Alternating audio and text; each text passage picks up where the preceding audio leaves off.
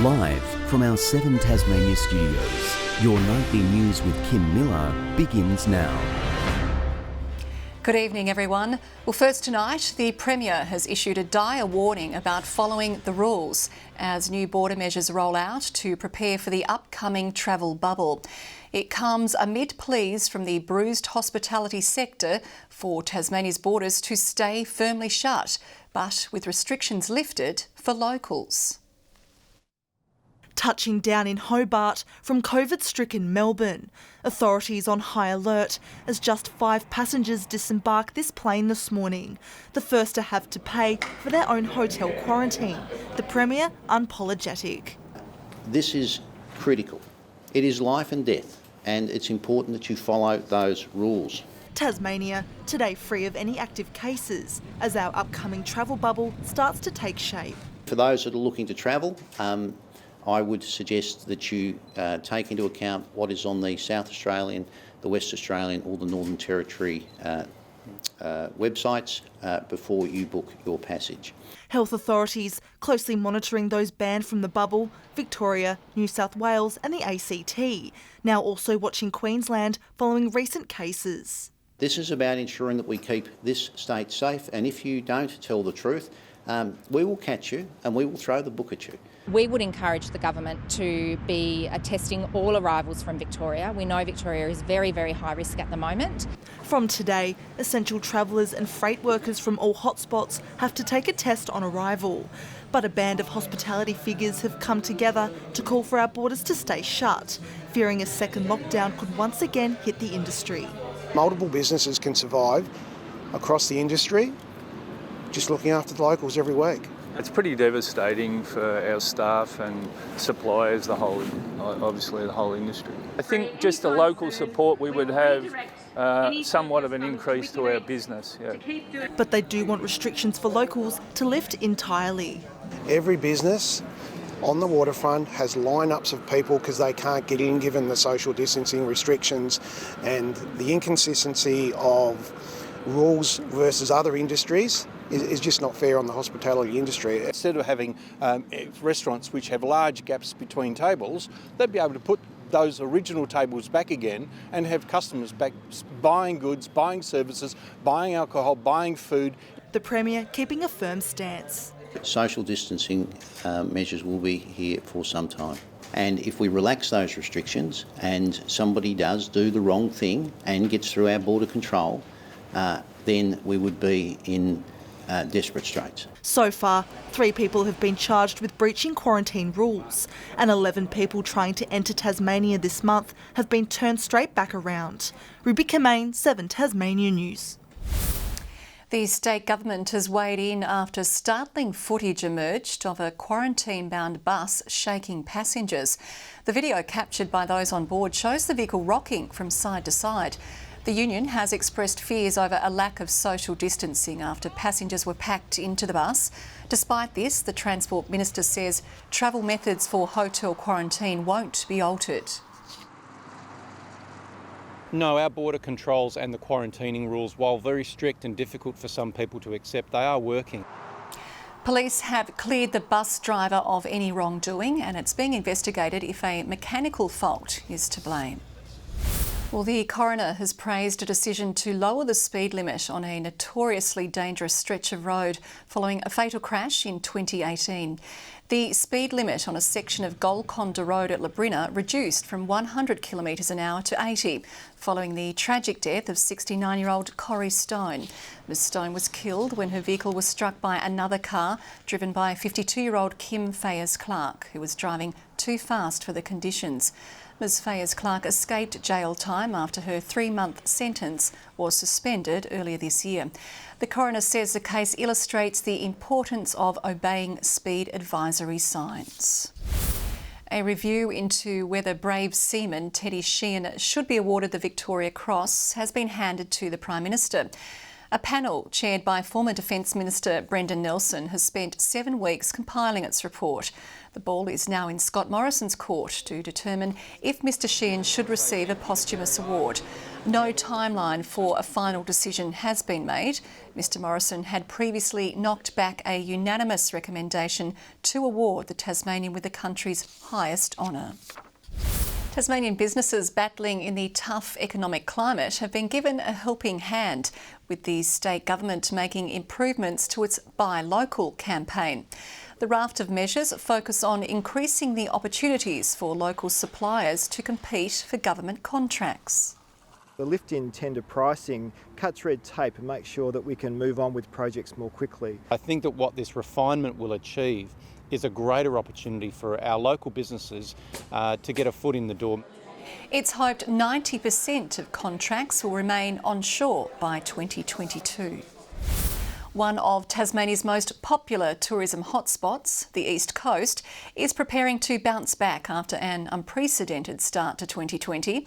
It's hoped a calendar of special events for locals will help revive the region, but for some, they've been unable to survive the coronavirus chaos. A toast, looking ahead to a usually busy tourist season.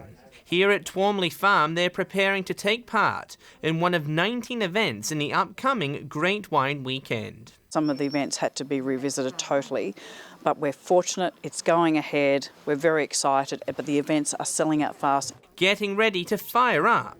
They're hosting a 5-course cooking with fire workshop. We've grown up loving to cook on fire, going out in the bush and cooking on fire, so it was a natural fit for us. The weekend designed to show off the very best of the region in September.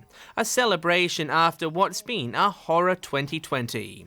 The COVID-19 crisis hurting the East Coast community. We certainly have noticed that financially, but and plus we have offered special deals for Tasmanians, so our revenue is certainly down. I'm down 75% on our takings compared to last year for the same quarter, so it's hit us pretty profoundly. Today, another local event fell over.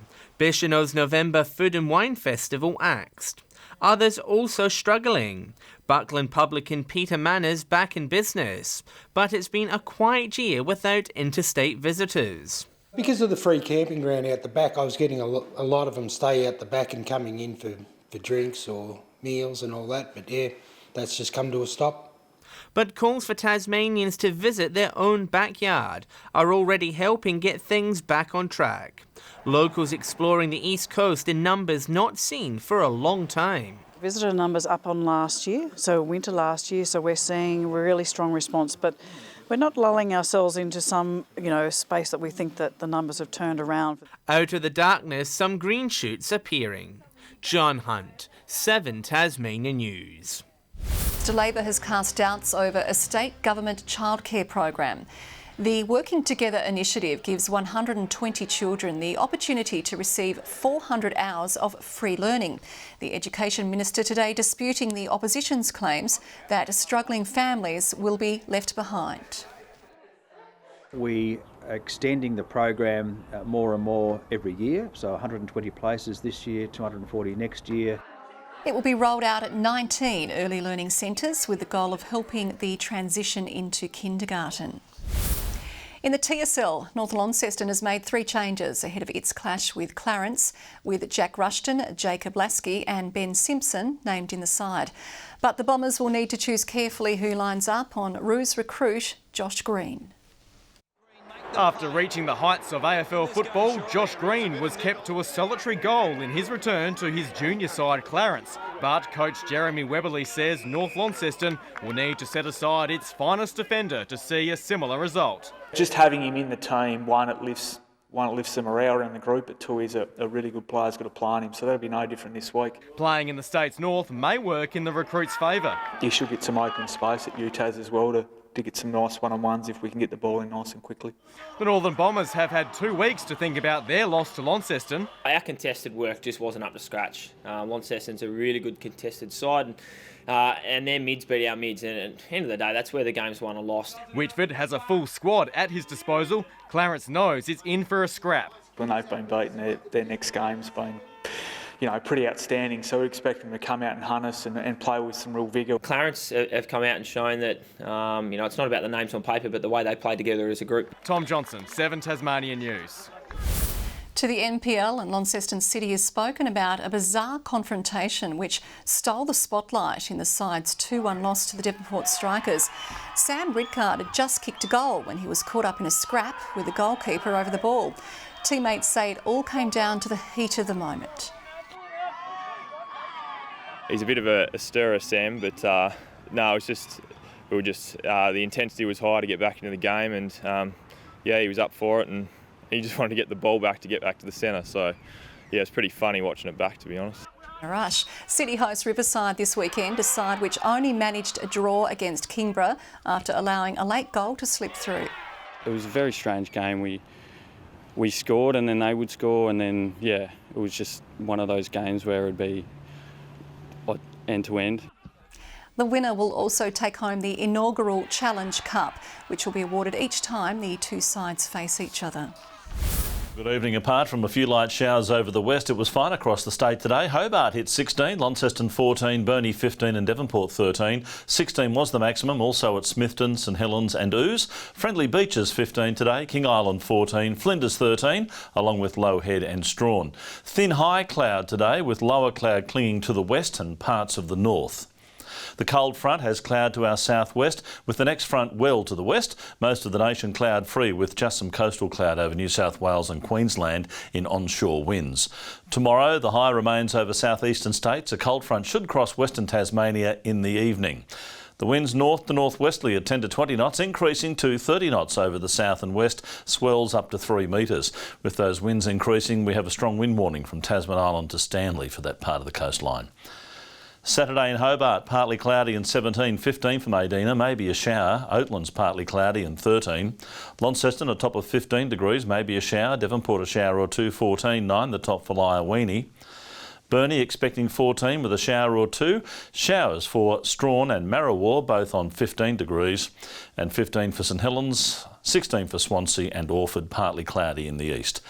On Sunday, showers over the north and west, later in the day though. Showers on Monday, more likely over the west, north and south. Snow to 500 metres. And on Tuesday, showers again falling as snow to 400 metres, with the wind shifting cold southwest to southerly. Maximum temperatures remaining in single figures, so very chilly. Mostly sunny in Perth, Adelaide and Melbourne tomorrow. A cold start in Canberra, frost and fog early there. Sunny in Sydney and partly cloudy in Brisbane. Plenty of cloud over Hobart. It's 13 at the moment, 10 right now in Launceston, currently cloudy in Devonport and 10 degrees. That's the way the weekend's shaping up. We've got a very cold start the next week as well. And Kim, I'll see you, of course, in 10 minutes for our weekly review in the review room, and I've got plenty of things to talk to you about. Yeah, and make sure that fridge is open and pop we go.